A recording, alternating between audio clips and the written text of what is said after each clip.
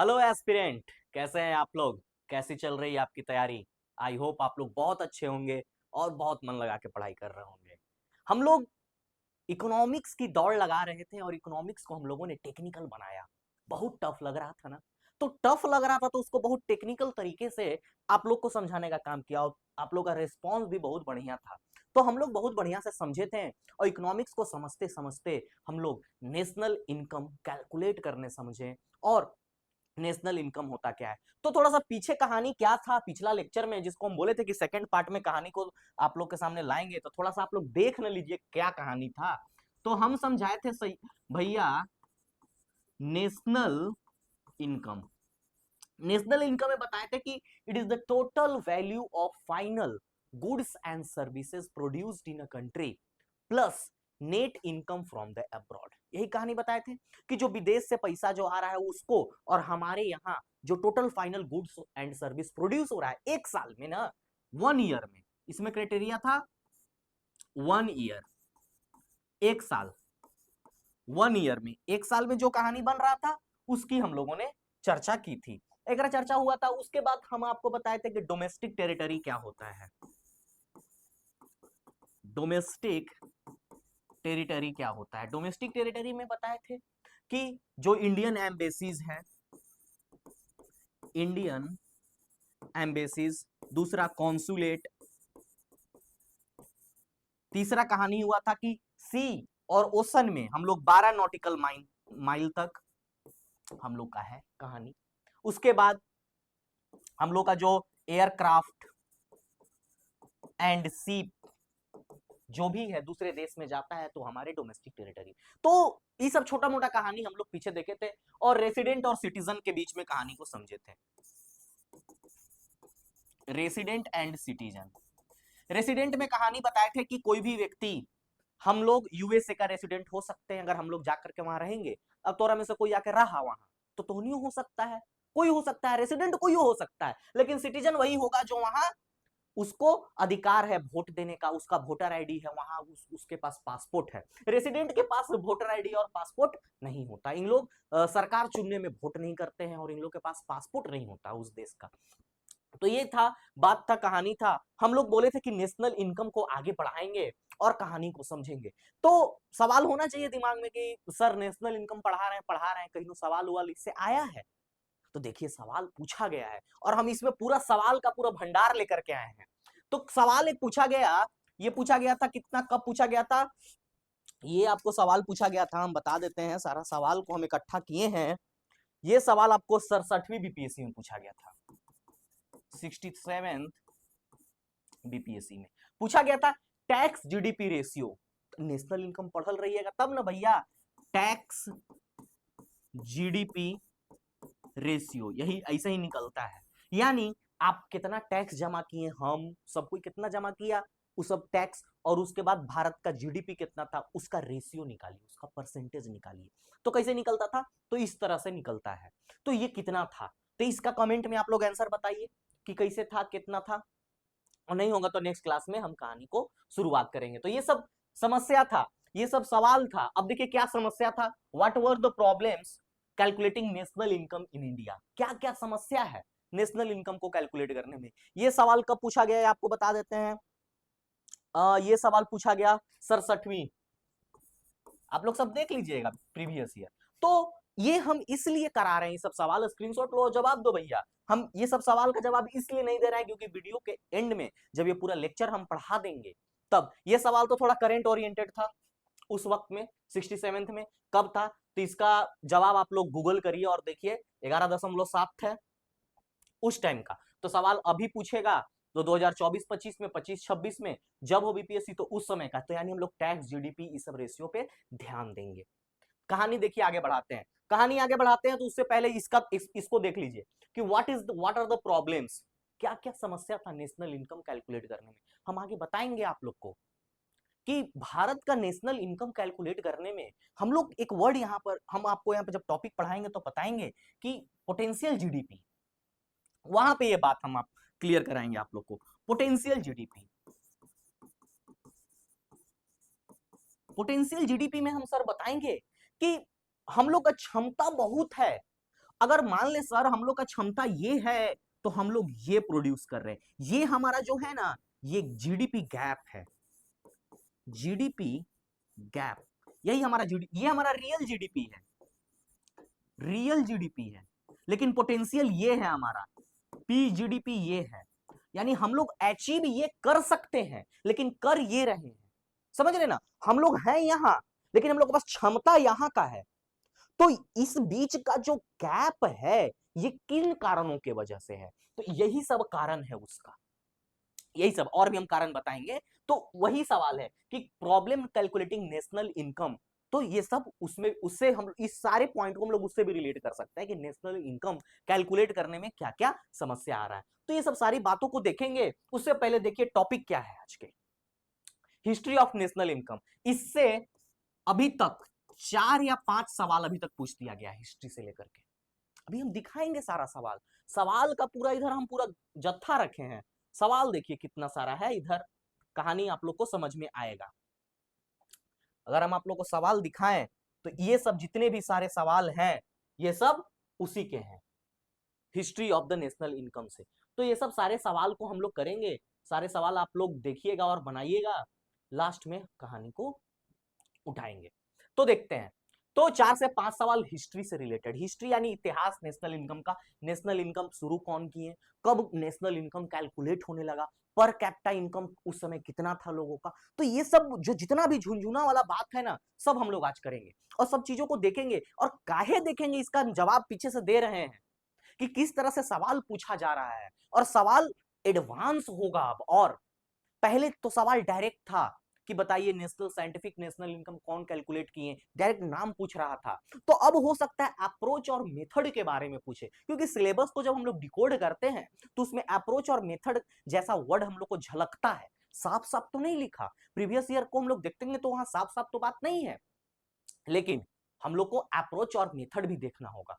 तो national income को calculate करने के लिए हम लोग कहानी को आगे बढ़ाएंगे और देखेंगे हिस्ट्री, इसका इतिहास क्या है, जीडीपी, जीडीपी, एनडीपी, एनएनपी और सम पीवाईक्यू प्रैक्टिस, ये हमारा पूरा लेक्चर आज का शेड्यूल है। तो कहानी आगे बढ़ाते हैं और कहानी का शुरुआत होता है इतिहास। तो नेशनल इनकम का इतिहास शुरू कब हुआ, पहला अटेम्प्ट कौन दिए नेशनल इनकम कैलकुलेट करने का, दादा भाई, याद रखेंगे ध्यान से, दादा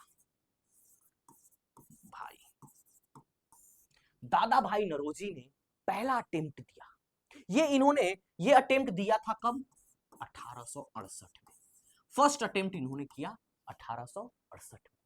तो दादा भाई नौरोजी ने 1868 में, देखिए समझिए ब्रिटिश का राज है उस टाइम, और उन व्यक्ति ने भारत का नेशनल इनकम कैलकुलेट करने का हिम्मत दिखाया उन्होंने, और कैलकुलेट किया, और उन्होंने कैलकुलेट करके बताया कि पर कैपिटा इनकम, जो पीसीआई लिख रहे हैं आप लोग के लिए, per capita income of the people जो है उस समय कितना है, 20 रुपया है, 20 रुपी।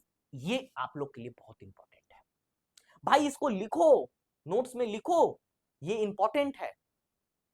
पहला अटेम्प्ट किया British, under the British government, किन्होंने, दादा भाई नौरोजी ने, और उन्होंने पर कैपिटा इनकम 20 रुपया निकाला लोगों का, यानी पर व्यक्ति का आय कितना है पूरे भारत का जनसंख्या में, तो पर व्यक्ति 20 रुपया कमा रहा है, ठीक है, ये चीज उन्होंने किया। ये हिस्टोरिकल हम लोग बैकग्राउंड देख रहे हैं। दूसरा सवाल बनता है कि सर ये तो पहला अटेम्प्ट था, ये पहला करने वाले व्यक्ति दादा भाई बने, तो साइंटिफिक अप्रोच, यहीं से सवाल बीपीएससी पूछ चुका है, साइंटिफिक अप्रोच यानी बहुत गुणवत्ता से और मेथड से पहली बार किसने किया, VKRV, ऐसे आप लोग लिखेंगे, VKRV राव, VKRV राव ने फर्स्ट, यही वर्ड एग्जाम में पूछा भी है और यही एग्जाम पूछेगा, यही वर्ड पूछेगा भी, साइंटिफिक अप्रोच यानी बहुत ही साइंटिफिकली गुणवत्ता से किन्होंने किया, तो VKRV। इन्होंने किया क्या, इन्होंने उसी समय सेक्टर्स का डिवीजन किया। ये सवाल हो सकता है सर, ये सवाल हो सकता है जो बीपीएससी पूछ लिया, मान लीजिए इसे बीपीएससी पूछ लिया है, साइंटिफिक अप्रोच पहली बार किसने किया, तो ये पूछ दिया VKRV राव, तो हो सकता है कि इससे इंटरेस्टेड ये सवाल पूछ दे कि who has divided the sectors of economy in the calculating of national income. जब नेशनल इनकम कैलकुलेट किया जा रहा था तो किन्होंने नेशनल इनकम को डिवाइड किया? प्राइमरी सेक्टर और सेकेंडरी सेक्टर में, तो इन्होंने ही किया था। और इन्होंने भी निकाला per capita income. Per capita income इनका था ₹62 ठीक है। तो ये कहानी, तो हम लोग दो दिग्गजों की कहानी देखें जो जिन्होंने इतिहास में नेशनल इनकम, भारत का टोटल अकाउंटिंग कैलकुलेट करने का साहस दिखाया और कैलकुलेट करके बताया। तीन दोनों का अप्रोच हिस्ट्री से, इसलिए हमने हिस्ट्री पढ़ाया क्योंकि सवाल आपको दिखाएंगे तो आपको बात आएगा। चलिए देखिए, फर्स्ट अटेम्प्ट मेड बाय दादा भाई नौरोजी 1868। आप लोग इसका स्क्रीनशॉट ले लीजिए, लेना चाहते हैं, नहीं तो टेलीग्राम चैनल पे हमारा इस पीपीटी को और अच्छे से सुशोभित ऐसे जो हम हिड़ छिड़ देते हैं उसको साफ सुथरा करके पहुंचा दिया जाएगा, ठीक है। और इसका नोट्स हमारे पोर्टल पे है जो बच्चे पेड वर्जन में, ठीक है। तो कब किया था इन्होंने? 1931-32, ठीक है, इनके द्वारा किया गया था। प्राइमरी सेक्टर और सेकेंडरी सेक्टर में ₹62 टोटल मूल्य रखा गया था पर कैपिटा इनकम। अब आते हैं थर्ड कहानी कौन है कि फर्स्ट ऑफिशियल अटेम्प्ट। ये वर्ड को देखना भाई, ध्यान देना। First scientific approach VKRB Rao. First official attempt, यानी ऑफिशियल अटेम्प्ट करने का मतलब आजादी के बाद, यानी जब हम लोग गठित हो गए तब। देखिए कौन थे? PC महालोबनीस, इन्होंने किया as a head member of national income committee, NIC। किन्होंने किया? PC महालोबनीस ने। इन्होंने किया कब किया था? First official attempt. इन्होंने फर्स्ट ऑफिशियल अटेम्प्ट दिखाया, यानी पहला एक ऑफिशियल गठन किया गया और उसमें नेशनल इनकम कैलकुलेट करने का प्रस्ताव लिया। उसमें कौन कौन मेंबर थे ये देखिए, डॉक्टर गडगिल कमेटी हम आगे पढ़ाएंगे आपको। VKRB राव, जिन्होंने पीछे साइंटिफिक अप्रोच से किया था। फर्स्ट रिपोर्ट कब प्रेजेंट किया गया? 1951 में। और इस समय लोगों ने पर कैपिटा इनकम ₹225 कैलकुलेट किया। बात समझ में आया? तो तीन हिस्टोरिकल हम लोग को याद रखना है। फर्स्ट जो सबसे शुरू किन्होंने किया? दादा भाई नौरोजी ने, ठीक है। उसके बाद VKRB राव और PC महालोनोबिस के द्वारा कब किया गया था? ये 1951 में इस रिपोर्ट को जमा किया, यानी 2-3 साल पहले इसको शुरू हुआ होगा। तो आजादी के बाद फर्स्ट ऑफिशियल अटेम्प्ट इनके द्वारा किया गया। इसके मेंबर कौन कौन थे? देखिए बीपीएससी इस तरह से सवाल पूछ देता है कि ऑफिशियल अटेम्प्ट नेशनल इनकम का हुआ था तो उसमें ये दादा भाई का भी नाम दे देगा। तो who were the member, who were the not member for the first official attempt made by the PC Mahalanobis as a committee member, ठीक है। Formation of national income committee as a head, उनके हेड थे वो, ठीक है। ये कहानी हो गया। तो जब ये फिर इस सारा जो ये कमिटी का एक टास्क जो ये काम करती थी, नेशनल इनकम कैलकुलेट करती थी, तो ये कमिटी था, एक मेंबर था जिसमें हमने देखा कि PC महालोनोबिस थे और इधर गडगिल साहब थे और अब VKRB थे। तो ऐसे कमिटी, तो ऐसे कमिटी कब तक बनाया जाएगा? ये एक सरकार के ऊपर माथामारी था। तो सरकार ने एक क्या किया कि एक स्टैटिकल ऑफिस बनाया। कौन सा static office? Central static office. ये सारा काम सेंट्रल स्टैटिक ऑफिस को दे दिया गया, स्टैटिकल ऑफिस को। ये स्टैटिकल ऑफिस क्या करती है? डाटा को कलेक्ट करती है और डाटा को इंटरप्रेट करती है। तो ये सब जितना भी काम था बजट इससे रिलेटेड नेशनल इनकम से, किनको दे दिया गया? CSO, सेंट्रल स्टैटिकल ऑफिस को। और क्या हुआ कि 1950 में national sample survey organisation was formed. 1950 में NSSO को बनाया गया, नेशनल सर्वे सैंपल ऑर्गेनाइजेशन, इसको बनाया गया। तो फिर सर ये बनाने का कारण क्या बना कि 2019 में, ये इंपॉर्टेंट है, बहुत ज्यादा इंपॉर्टेंट है आप लोग के लिए, 2019 में CSO और NSSO जो नेशनल सैंपल सर्वे था, दोनों को मर्ज कर दिया गया और मर्ज करके क्या बना दिया गया? National statistical office. यानी अभी जो हम लोग का नेशनल इनकम कैलकुलेट करता है वो कौन करता है?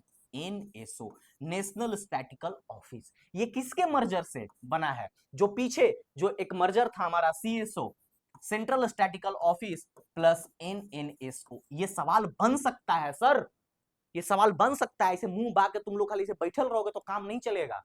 सवाल कहां से बन सकता है वहां पर हम मार्क कर रहे हैं बात को, और हम पूरे डंके के चोट से कह रहे हैं कि ये सब इंपॉर्टेंट है, सवाल यहीं से बनेगा। ये कहानी कब हुआ? 2019 में। इसको टास्क ट्रांसफर किया गया था एनएसओ को, सेंट्रल स्टैटिकल ऑफिस को। उसके बाद 1950 में एनएसएस का गठन हुआ।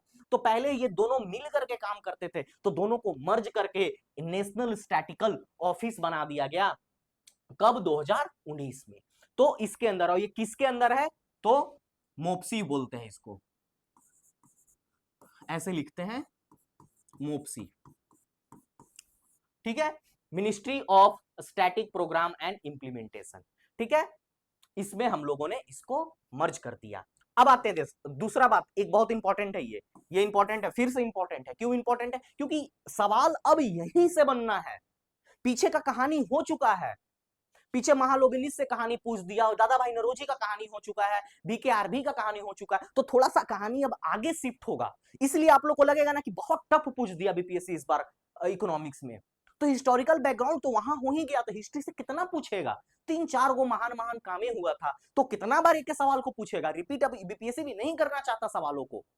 तो आप लोग भी इस चीज को फोकस करिए कि अब थोड़ा सा ट्रेंड आगे बढ़ेगा, तो थोड़ा सा आगे का पढ़ने का कोशिश करिए। तो आइए, नेशनल स्टैटिकल कमीशन, ये इंपॉर्टेंट है। नेशनल स्टैटिक कमीशन किसके अंडर फॉर्म किया गया? ये इंपॉर्टेंट है। यहां देखिए, रंगाराजन कमेटी, सब इंपॉर्टेंट। हम इसको दें इंपॉर्टेंट, इंपॉर्टेंट वाला हम सारा कहानी यहां पर हम हाईलाइट कर दे रहे हैं। पीछे इसको लिख लिए थे ना, हमको आप लोग को ऐसा बता दिया जाएगा कि आप लोग इसको ध्यान देंगे अच्छे से। ये देखिए, नेशनल स्टैटिकल कमीशन, ये किसके द्वारा फॉर्म किया गया? ये किसके रिकमेंडेशन से बना? तो रंगाराजन कमेटी। कब बना? 3 सवाल यहां से बनेगा सर। कब बना? 2005, ठीक है, 2005। वही हम इसका बात कर रहे थे। National statistical officer, later all the task were transfer to CSO, central statistical office.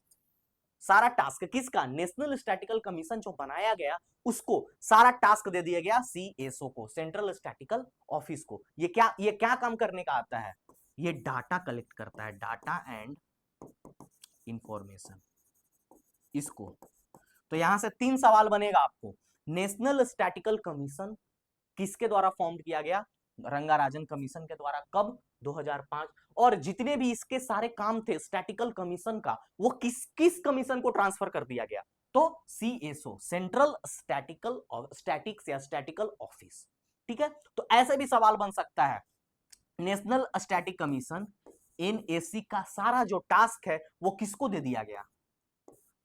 NSO को, ठीक है। ये एक सवाल भी बन सकता है। दूसरा सवाल बन सकता है, सीएसओ प्लस एनएसओ का मर्जर कौन बना? तो यहां देखिए, एनएसओ ये काम करने लगा, ठीक है, नेशनल स्टैटिकल ऑफिस। तो ये एनएसओ और ये एनएसओ, दोनों एनएसओ सेम ही है, नेशनल स्टैटिक ऑफिस। या परेशान नहीं होने का, बात को समझते हुए आगे बढ़िए। चलिए देखिए, the economics who for the first time scientifically determine the national income of India. Comment में बताइएगा सर, ये पीछे बता चुके हैं। इसमें इतना सारा ऑप्शन है। ये कब का पूछा गया है आप लोग को हम बता दें, ईयर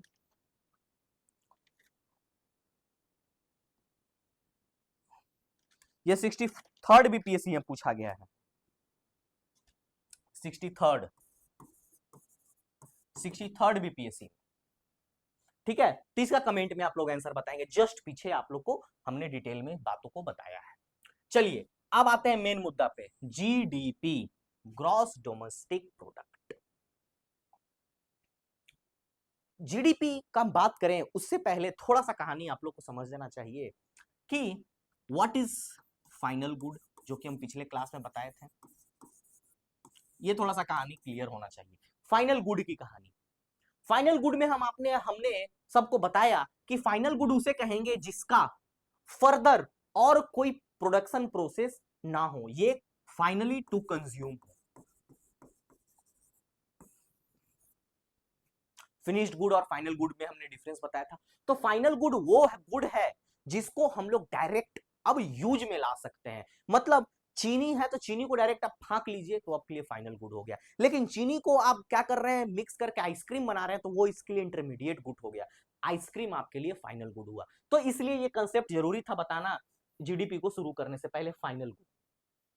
तो सर जीडीपी होता क्या है, बहुत दिन से सुन रहे हैं भारत का जीडीपी जीडीपी जीडीपी। जीडीपी में 4 पॉइंट है, 4 पॉइंट में जीडीपी खल्लास। पहला ये क्या, it is a monetary, it is a sum of monetary value. पहला बात क्या होना चाहिए, मॉनेटरी,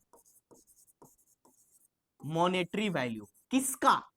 दूसरा फाइनल गुड्स एंड सर्विसेज, ठीक है। तीसरा कहां कब कब, इन अ फिनेंशियल ईयर, यानी एक साल में। कब से कब तक ये भी होता है, फाइनेंशियल ईयर कब से कब तक होता है, आप लोग कमेंट में लिखें, नहीं तो अपने मन में बोलते रहे, ताकि हमें पता चले, आपको भी सेल्फ कॉन्फिडेंस हो कि फाइनेंशियल ईयर का मतलब क्या होता है। फाइनेंशियल ईयर होता है 1 अप्रैल, 1 अप्रैल से 31 मार्च, ठीक है, ये फाइनेंशियल ईयर हो गया। ये चीज कहानी आपको याद रहना चाहिए। और इसमें क्या होता है, चौथा बात, Indian both by the citizen, both by citizen and resident, इसको क्लियर करेंगे आप। ये सारा बात आप लोग ध्यान रखेंगे। एक और बात, डोमेस्टिक टेरिटरी जो हमने पढ़ाया था, जीडीपी जो काउंट होता है डोमेस्टिक टेरिटरी में काउंट होता है। डोमेस्टिक टेरिटरी में जिसका एग्जांपल हमने स्टार्टिंग का लेक्चर में और पीछे लेक्चर में दे दिया। तो सर अब इन सारे बातों को थोड़ा एक्सप्लेन कर देंगे क्या, जरूर करेंगे, हम जरूर करेंगे। आप लोग के लिए कहानी क्या था सर, कि मॉनेटरी वैल्यू, मॉनेटरी वैल्यू कहने का मतलब पैसा। ऐसा नहीं है कि सामान कितना प्रोड्यूस हो रहा है, नहीं, सामान बेचने के बाद उस पर पैसा कितना मिल रहा है, उसका काउंट होगा जीडीपी में। मान लीजिए, जब सामान तो बना दिए 2 लाख करोड़ का, लेकिन 2 लाख करोड़ का सामान जो बनाया है आपने, वो 2 लाख करोड़ में आपने कितना प्रोडक्ट बनाया, मान लेते हैं आपने 10,000 प्रोडक्ट बनाया, तो 10,000 प्रोडक्ट से मतलब नहीं है, 2 लाख करोड़ का जो प्रोडक्ट है उससे मतलब है। यानी 2 लाख करोड़ में आप बनाइए 50,000 प्रोडक्ट बनाइए, चाहे 50 गो प्रोडक्ट बनाइए, वो तो monetary value of that product is counted.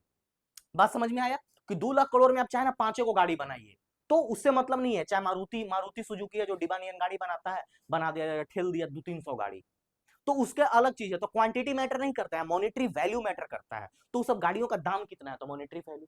Final goods होना चाहिए भाई, गाड़ी, अब नट भल्टू और टायर का चीज नहीं जुड़ेगा इसमें, जीडीपी में पूरा गाड़ी का वैल्यू जुड़ेगा। तो गुड्स और सर्विसेज में भी आएंगे, ऐसा नहीं सिर्फ गुड्स।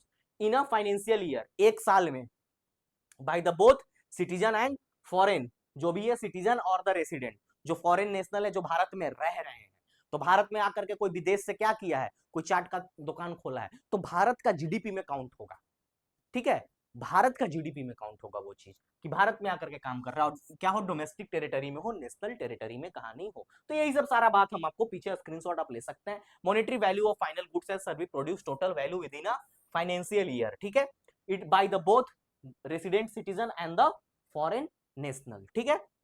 इनकम, ये इंपॉर्टेंट है सर, इसलिए इसको हैशटैग मेरा जहां जहां दिया हुआ है उस चीज पे ध्यान देंगे। सवाल अब यहां से नहीं पूछ रहा जीडीपी में, क्योंकि इतना सारा बात सबको पता है कि जीडीपी क्या है, जीडीपी में कौन सा मॉनेटरी वैल्यू है, फाइनल फाइनल गुड्स है, ये थोड़ा सा इंपॉर्टेंट हो जाता है। फाइनल यहां पर घुमा सकता है एग्जामिनर, इंटरमीडिएट गुड दे करके, फिनिश्ड गुड दे करके, तो फाइनल अंतिम, अंतिम वस्तु का मूल्य, ठीक है, अंतिम। उसके बाद यहां पर इंपॉर्टेंट हो जाता है कि income from abroad is not included. जब ये इंक्लूड हो जाएगा तो क्या हो जाएगा, नेशनल इनकम हो जाएगा, क्योंकि जीडीपी में भी, नेशनल इनकम में भी क्या कहानी है, monetary value of goods and service produce in a country in a financial year plus all the income from the abroad is calculated national. तो ये थोड़ा सा उससे अलग हो जाता है। बात समझ में आया, चलिए, जहां जहां सवाल बन रहा है वहां पर रोक रहे हैं आपको। अब नेट डोमेस्टिक प्रोडक्ट, देखिए पहले हम लोग क्या कर रहे हैं कि पहले डोमेस्टिक डोमेस्टिक वाला कर लेते हैं कहानी, ठीक है ना, यहाँ पे बहुत सारा बच्चा को कंफ्यूजन होता है, उसके बाद हम लोग नेशनल नेशनल वाला करेंगे। हम ऐसे ही पढ़ाते हैं, थोड़ा सा ही तरीका होता है आसान तरीका से याद रखने का। हमने पहले किया जीडीपी, तो हमने किया ग्रॉस डोमेस्टिक प्रोडक्ट, ठीक है, ग्रॉस का कहानी समझ लिया हमने। अब उसके बाद हम लोग आते हैं ग्रॉस के बाद नेट डोमेस्टिक, फिर हम लोग जब यहां आएंगे तो हम लोग पहले पहले पढ़ेंगे ग्रॉस नेशनल प्रोडक्ट, उसके बाद ग्रॉस के बाद नेट पढ़ लेंगे, नेट नेशनल प्रोडक्ट, ठीक है। तो इस तरह से पहले डोमेस्टिक वाला कहानी खत्म करिए, उसके बाद हम लोग नेशनल वाला कहानी खत्म करेंगे, ताकि याद रहेगा। डोमेस्टिक यानी पहले अपना बात, फिर अपने डोमेस्टिक का बात, फिर हम लोग पूरे देश का बात करेंगे। तो डोमेस्टिक, ग्रॉस डोमेस्टिक में समझ गए जीडीपी। अब आते हैं नेट डोमेस्टिक में। नेट डोमेस्टिक में क्या होता है, बस एक चीज याद रखना है। क्या रखना है कि जो सामान डोमेस्टिक में प्रोड्यूस हुआ था ना, उसको साल 2 साल के बाद उसमें कुछ घिरसन होगा, कुछ सामान यूज होगा, तो यूज होगा तो उसका वैल्यू घटेगा। मान लेते हैं कि ये घड़ी था जो जीडीपी में काउंट हुआ था आज से 2023-24 में, लेकिन 2025 में इसका वैल्यू घटेगा क्योंकि हमने इसको पहना, इसमें इसमें पसीना लगा, इसको यूज किया, इसमें वियर एंड टियर हुआ, तो ये वैल्यू जब ये घड़ी जब 7,000 का था तो आज आकर के ये कितना का हो जाएगा, कुछ इसमें डेप्रिसिएशन होगा, इसमें कुछ कटौती होगा। कोई भी सामान जैसे गाड़ी आप लोग एजेंसी से खरीदते हैं तो 6 महीना के बाद क्या हो जाता है, उसका वैल्यू डेप्रिसिएट होता है। जैसे कहते हैं ना कि जैसी एजेंसी से गाड़ी निकल गया बाहर, ओकर दाम 2 लाख 2.5 लाख कैसे घट गया, चाहे ना एक पहले दिन का है नहीं हो, ठीक है। तो वही चीज है। तो इसमें क्या होता है, नेट का मतलब क्या होता है, नेट का मतलब ग्रॉस यानी जो टोटल था उसमें से डेप माइनस कर दीजिए। डेप यानी जो डेप्रिसिएशन था। तो क्या था, loss in the value of fixed assets. जो आपका फिक्स एसेट्स था, मान लीजिए घड़ी आपका फिक्स एसेट्स था, तो इसमें लॉस इन द वैल्यू, कौन सा value, monetary value, which are in use, जो यूज में है, due to wear and tear. देखिए बात को पकड़िए, wear and tear and accidental damage. ये wear and tear due to accidental damage से, देखिए घड़ी का डायल तनी फूट गया ही, तो क्या हो गया, ये इसमें डेप्रिसिएशन जाएगा, ठीक है। Useful in domestic economics, not for comparative, not for comparative economics, ठीक है। ये हमारे डोमेस्टिक इकोनॉमिक्स के लिए क्या सही है, GDP, sorry NDP, net domestic product जो है हमारे डोमेस्टिक के लिए सही है। हम लोग इसे कंपेयर नहीं कर सकते हैं बाहर देश को, जीडीपी से कंपेयर कर सकते हैं, India, Bangladesh, China, Pakistan, USA, सबका कर सकते हैं, लेकिन इससे नहीं। बात समझ में आ गया। अब आते हैं हम लोग ग्रॉस नेशनल। डोमेस्टिक का कहानी सही हो गया सर। अब ग्रॉस नेशनल, तो ग्रॉस नेशनल में क्या आता है, जीएनपी। तो जीएनपी में क्या करना है ना, ग्रॉस जब नेशनल का बात हो तो जीडीपी में टोटल फैक्टर फ्रॉम इब्रॉड को जोड़ दीजिए, GDP plus factor from abroad, यानी लिख सकते हैं net factor, NFFA, net factor from abroad. तो चलिए, नेट फैक्टर फ्रॉम अब्रॉड क्या है sir, net factor from abroad, एक वर्ड हम लिखेंगे आप लोग के लिए, FIFA minus FITA. Net factor from abroad, एक वर्ड से तो समझ में आ रहा होगा, income factor, income from abroad, यानी विदेश से आने वाला पैसा, लेकिन एक वर्ड सर लगा हुआ है नेट। नेट कैसे, तो बात को समझिए। हम लोग सब क्या करते हैं, विदेश जाते हैं, विदेश जाकर के साला गांव के आदमी जो लोग है, विदेश जाकर के लेटरिन भी साफ कर रहा है, तो कहता है विदेश में, वही कमाई यहां नहीं करेगा, विदेश में लेटरिन भी साफ कर रहा है तो बड़का साहेब है, ठीक है। तो वही चीज है, समझिए बात को। तो यहाँ मान लीजिए कोई दुबई में हम लोग के यहाँ से लोग गया है, जाकर के दुबई में काम कर रहा है, दुबई में काम कर रहा है, तो वहां के भी कुछ लोग होंगे, चाइना, दुबई, पाकिस्तान के लोग भारत में काम कर रहे होंगे। तो जब जो लोग भारत में काम कर रहे हैं और जो लोग हमारे यहाँ से दुबई काम करने गए हैं, तो जब यहां से लोग दुबई काम करने गए तो दुबई से कुछ पैसा भेजेंगे, तो क्या हो गया, नेट फैक्टर, फैक्टर हो गया। चलिए ऐसे समझिए आप लोग, छोड़िए ये टफ हो जाएगा। मान लीजिए दुबई, हम लोग के यहां से कोई गया है कमाने 10 लोग, 10 पीपल, और दुबई से लिखते हैं, दुबई से 10 पीपल हम लोग के यहाँ कमाने आया है। तो जो लोग हम लोग के यहाँ कमाने आया है, तो हम लोग के यहाँ से कमा करके जो पैसा भेजेगा दुबई में, वो क्या हो गया, फैक्टर इनकम फ्रॉम अब्रॉड, हम लोग को जो आ रहा है अब्रॉड से, जो वहां से हम लोग को लिए भेजा जा रहा है, और फैक्टर इनकम टू अब्रॉड, जो दुबई से जो 10 पीपल जो आए थे भारत, वो पैसा भेजेंगे वहां, तो क्या लिखेंगे, फैक्टर इनकम टू अब्रॉड, यानी अब्रॉड को गया 10 यहां से जो आदमी कमा के भेज रहा था, और फैक्टर इनकम फ्रॉम अब्रॉड, जो वहां हमारे 10 लोग थे वहां से जो पैसा भेज रहे थे। तो इन दोनों का डिफरेंस कर देंगे ना, तो क्या मिलेगा, नेट फैक्टर इनकम। बात समझ में आ गया, यानी विदेश में जो कमा करके हम लोग यहाँ भेज रहा है, फैक्टर फ्रॉम इब्रोड आ रहा है, और यहाँ वाले जो लोग पैसा कमा रहे हैं, जो अपने विदेश में घर में वहां भेज रहे हैं पैसा, उसको factor income to abroad. Clear. तो आते हैं फिर नेट फैक्टर इनकम क्या है सर, तो फीटा माइनस फीफा, ठीक है, यही चीज है। हाँ, फीफा माइनस फीटा। तो income earned by the domestic factors of production employed in the rest of the world, ठीक है, हम लोग के लिए बात हो रहा है, हम लोग है, minus factor income earned by the factor of production of rest of the world employed in the domestic economy, यानी भारत में जो काम कर रहे हैं उनका पैसा को, भेजा हुआ पैसा को माइनस कर दीजिए, वो पैसा विदेश से हम लोग के लिए आया, ठीक है। तो एक चीज देखिए, ये सवाल पिछले बार पूछ दिया गया है 68 में, income from abroad India, income from abroad क्या होगा, निगेटिव होगा। प्राइवेट रेमिटेंसेस पॉजिटिव होगा, पैसा आ रहा है। अब इनकम फ्रॉम एब्रॉड ये निगेटिव होगा, क्या पैसा यहां से भारत से जा रहा है। इंटरेस्ट ऑन एक्सटर्नल लोन, हम लोग लोन लिए हैं तो निगेटिव, ठीक है, कोई पैसा देना पड़ रहा है। एक्सटर्नल ग्रांट, किसी देश से, विदेश से हम लोग क्या लिए, ग्रांट लिए हैं, तो वो भी क्या होगा, निगेटिव, क्योंकि हम लोग के यहाँ से पैसा जा रहा है। तो ये सब सारी बातें हैं। अब आते हैं नेट नेशनल प्रोडक्ट, हम लोग कैसे किए थे पीछे, नेट डोमेस्टिक प्रोडक्ट में क्या किए थे हम लोग, डेप्रिसिएशन माइनस किए थे, तो इसमें भी क्या करेंगे, जीएनपी माइनस डेप्रिसिएशन, ठीक है। Net national product at factor cost is known as national income, इसी को था नेशनल इनकम कहते हैं। चलिए बात को समझिए, बेसिक प्राइस हम आप लोगों को पढ़ा चुके थे, फैक्टर कॉस्ट में क्या हो गया, प्रोडक्शन कॉस्ट को जोड़ दीजिए और माइनस सब्सिडीज को कर दीजिए, क्या मिल जाता है हमको, बेसिक प्राइस। और मार्केट प्राइस में basic price plus production tax minus production tax नहीं, प्रोडक्ट टैक्स, ये सब सारा पीछे लेक्चर में पढ़ाया हुआ है, ठीक है ना। तो मार्केट प्राइस पे आना है तो क्या करिए, बेसिक प्राइस में जो आपका बेसिक प्राइस है उसमें क्या कर दीजिए, प्रोडक्शन टैक्स जो सरकार हम पे लगाती है और प्रोडक्ट सब्सिडीज, यानी प्रोडक्ट सब्सिडीज को माइनस कर दीजिए, हम लोग कहां पहुंच जाएंगे, मार्केट प्राइस में, यानी मार्केट में उसका क्या वैल्यू है।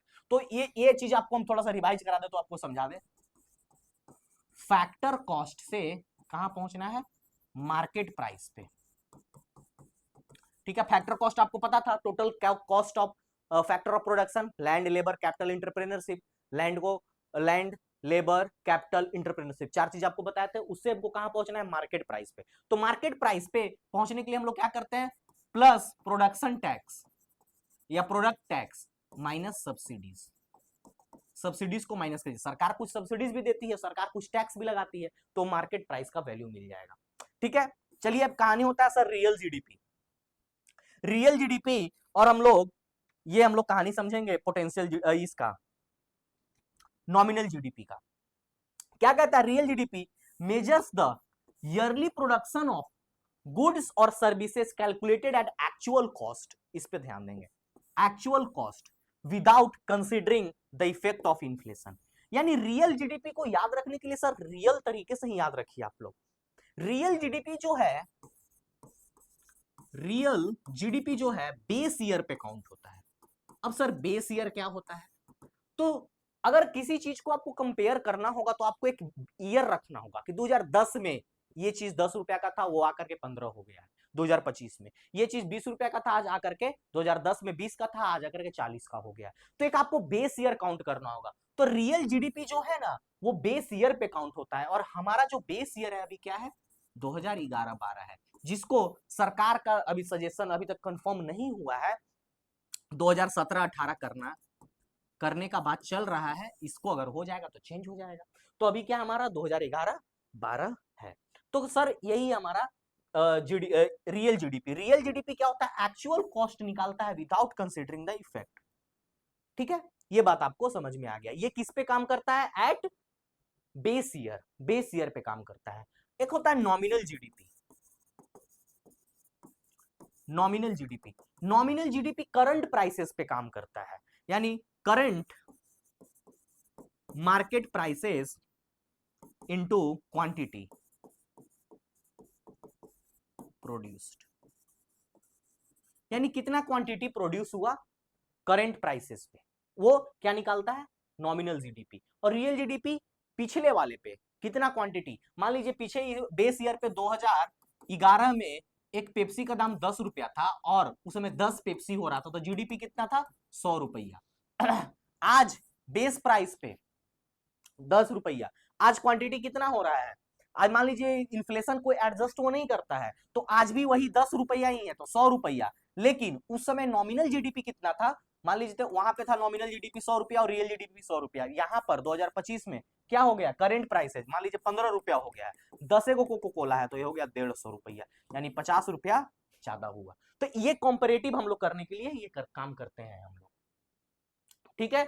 Nominal GDP measure the annual production of goods और सर्विस ऑन करंट प्राइसेस, ध्यान देना है। वो रियल जीडीपी किस पे काम करती है, वो काम करती है एट कांस्टेंट प्राइस, ठीक है। जो बेस ईयर होता है ये इसमें करंट प्राइस पे काम करती है। हम इसलिए आप लोग को, क्योंकि मेरे पास टाइम का लिमिटेशन है सर, नहीं तो ये टॉपिक इतना अच्छा है ना कि हम इसको डिटेल में कराए तो 1 दिन लगता है जीडीपी को कराने में। तो अगर इतना डिटेल में करना है आपको, तो अगर हमसे पढ़ना है आपको तो आना पड़ेगा www.civilsangram.com पे जाइए, वहां इकोनॉमिक्स का एक मेरा खुद का अपना पेड बैच है, वहां पर आपको आना होगा जब आपको डिटेल में हमसे पढ़ना है। इसलिए हम थोड़ा सा जल्दी जल्दी चीजों को रख रहे हैं ताकि हमको यूट्यूब पे कवर करना है सारी बातों को और कुछ छूटे भी ना। तो हम बहुत सारे एग्जाम्पल्स नहीं दे पा रहे हैं क्योंकि टाइम बाउंडेड है हम, ठीक है। Measures the annual production of goods of services as current prices, ये करंट प्राइस पे काम करता है, ठीक है। ये बातें हो गई। अब आता है कि सर वाई, थोड़ा सा अब बोल ही दिया तो थोड़ा कहानी कहा ही देते हैं आपको कि why sir nominal GDP prices changes, price क्यों बदलते जाता है सर। रियल जीडीपी में तो प्राइस, आपने पीछे एग्जांपल लिया 10 रुपए का कोको कोला 10 रुपया का था तो 100 रुपया ही था, वो 150 हो गया सर करंट प्राइसेस पे, क्यों, 2 वजह से होता है सर। 2 वजह क्या है, प्रोडक्शन और दूसरा बात चेंज इन प्राइस इन्फ्लेशन, 2 वजह से होता है। याद रखेंगे आप लोग कि नॉमिनल जीडी में प्राइस चेंज क्यों होता है, रियल जीडीपी में प्राइस चेंज क्यों नहीं होता है, वो कांस्टेंट रहता है। इसमें इसलिए होता है क्योंकि प्रोडक्शन भी हो सकता है वहां 10 कोको कोला का प्रोडक्शन होता है आज 20 होने लगा हो सकता है वहां 10 रुपया में हो रहा था आज यहाँ 25 रुपया में होने लगा है। तो 2 चीजों से, प्रोडक्शन और इन्फ्लेशन। तो इन सब चीजों को इकोनॉमिक्स में समझने के लिए आया जीडीपी डिफ्लेक्टर। जीडीपी डिफ्लेक्टर, बस आप लोग एक फॉर्मूला याद रखिएगा जीडीपी डिफ्लेक्टर का। जीडीपी डिफ्लेक्टर कहता है कि nominal price by real price, जो भी रियल जीडीपी है, इंटू 100, यही है जीडीपी डिफ्लेक्टर। जीडीपी डिफ्लेक्टर जो होता है वो कहता है कि ratio of goods of service produced in a particular year यानी करंट प्राइस यानी नॉमिनल, किसका, to the price that prevailed during the base year यानी रियल, रेशियो बोला है ना तो 100, यही है जीडीपी डिफ्लेक्टर। ये क्या होता है, एक लाइन आप लोग लिख लीजिए, GDP deflector is the best indicator for inflation. ये सब एडिशनल बात है भाई, ये सब नहीं मिलेगा पीपीटी में। It is a best indicator for, तो ऑप्शन में आ सकता है which of the following is the best indicator for inflation, तो GDP deflector. Item excluded from GDP measurement, GDP measurement से आइटम को एक्सक्लूड किया गया है। देखिए कौन कौन सा, यूज्ड गुड, जो अब सामान यूज करते थे, मेरा जूता था जो भैया को दिए, ठीक है, भैया ने एक्स वाई जेड दिया, एक्स वाई जेड को दे दिया, तो ये जीडीपी में काउंट नहीं ना होगा, क्योंकि अब बोलोगे सर ये भी तो गुड्स एंड सर्विस है, तो ये यूज्ड प्रोडक्ट है, एक बार यूज हो गया। तो बात को समझिए, मेरा जूता था, हमने भैया को दिया, भैया ने किसी और को दे दिया, तो वो अब जीडीपी में काउंट नहीं होगा, लेकिन भैया ने जो पहली बार खरीदा था वो जीडीपी में काउंट होगा। बात समझ में आ गया। दूसरा, non market goods and services, जैसे कि मदर खाना बनाती है आपको, केयर केयर करती है, केयर बाय मदर, तो ये सब क्या है सर, सब non market goods and services है। माँ का प्यार और माँ का ममता को जीडीपी में तोल दोगे, नहीं हो सकता है, ठीक है सर। आते हैं illegal sale of goods and services without billing, कोई बिल नहीं करा रहा है, इसे झूठो मूठो जाके किसी गैर कानूनी ले रहा है, सोना खरीदे जाओगे तो बोलोगे सर जीएसटी मत लेना 3%, तो सब यही सब काम कर रहा है, तो वो चीज हो गया। Transfer payment, one side payment, वो डोनेशन, जैसे कि जिसका एग्जांपल क्या है, डोनेशन, जिसमें सरकार भी क्या करती है, कोरोना के टाइम में क्या की थी सरकार ने, आप लोग को याद नहीं होगा, हमको तो याद है बढ़िया से, तुम लोग को भी याद होगा, लतखोर सब भूल जाता है।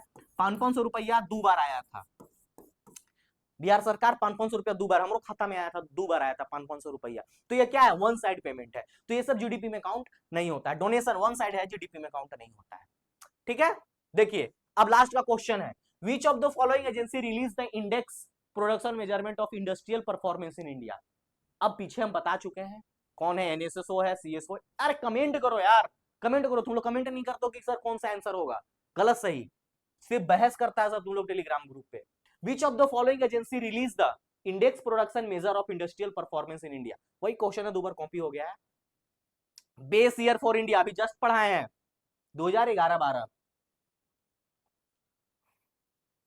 महालोनोबोनिस plan adopted in India in the mid 50s aimed at, अच्छा यहां पर ऑप्शंस गलत हो गया है, एम्ड एट, यहां पर थोड़ा सा ऑप्शन गलत हो गया है बाबू, इस ऑप्शंस को सही किया जाए। ऑप्शन आप लोग के लिए सही कर दे रहे हैं हम।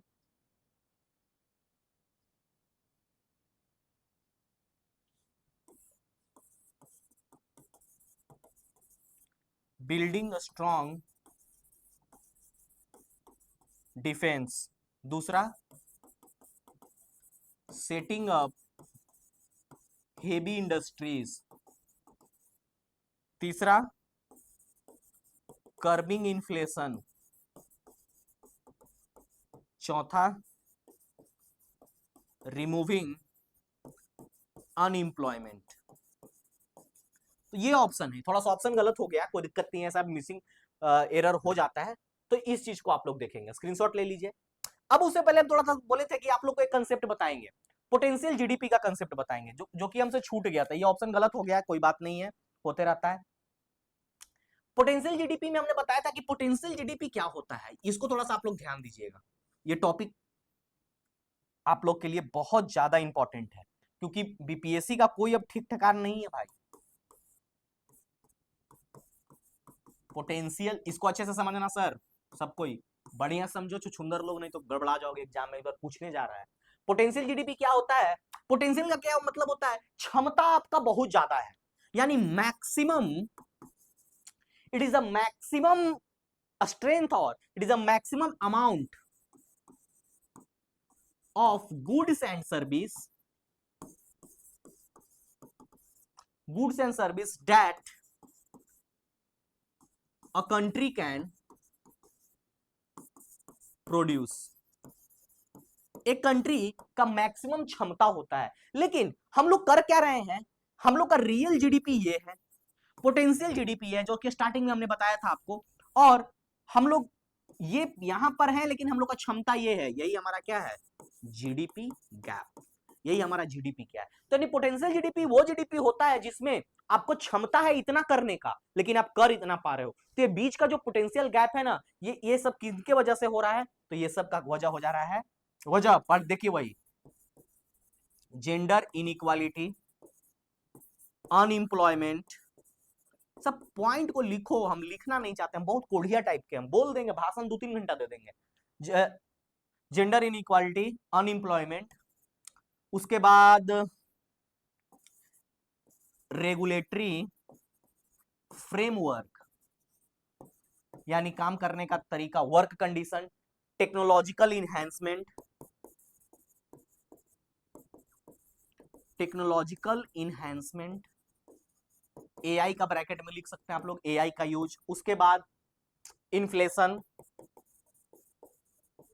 Unbalanced growth and development, unbalanced growth and development. तो ये सब बात है जिसकी वजह से हम लोग पोटेंशियल जीडीपी के पास नहीं पहुंच पा रहे हैं, ये सब बाधा है जिसकी वजह से नेशनल इनकम कैलकुलेट करने में समस्या हो रहा है, नेशनल इनकम को बूस्टअप करने में हम लोग के पास दिक्कत हो रहा है। तो सर आप लोग को किसी भी तरह का कोई भी परेशानी हो, डायरेक्ट इस पे कांटेक्ट करो, कोई दिक्कत हो, हाल चाल खराब हो, इस पे फोन करो, उसके बाद टेलीग्राम चैनल को स्कैन करो, ज्वाइन करो, और हमारे सिविल संग्राम के इस वेबसाइट पे पहुंच करके जो भी कोर्सेज न्यू है उसमें आप लोग इनरोल करो। और फिर से वही बात हम बोलेंगे, गर्मी बहुत ज्यादा हो रहा है तो खुद को हाइड्रेटेड रखें, डिहाइड्रेट ना होने दें, अच्छा सा खीरा ककड़ी खाएं, शरबत उरबत पिया करिए, और इसी तरह हंसते रहिए, मुस्कुराते रहिए, और हमारे साथ यूं ही पढ़ते रहिए, और जो हमारा टेक्निकल बनाए हैं जिसको हमने इकोनॉमिक्स को, उसी तरह से हम लोग को आगे बढ़ना है। I hope you can understand this lecture very well. Thank you so much, keep smiling.